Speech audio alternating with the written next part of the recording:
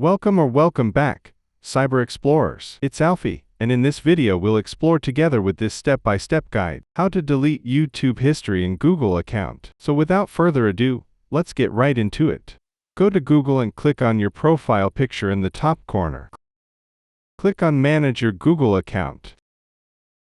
Select Data and Privacy from the sidebar. Scroll down and click on YouTube History under History Settings. Click on Manage Activity. Filter by date and time to select the time frame for which you want to delete your YouTube history. Click on Delete and confirm your action. This will delete the selected YouTube history from your Google account.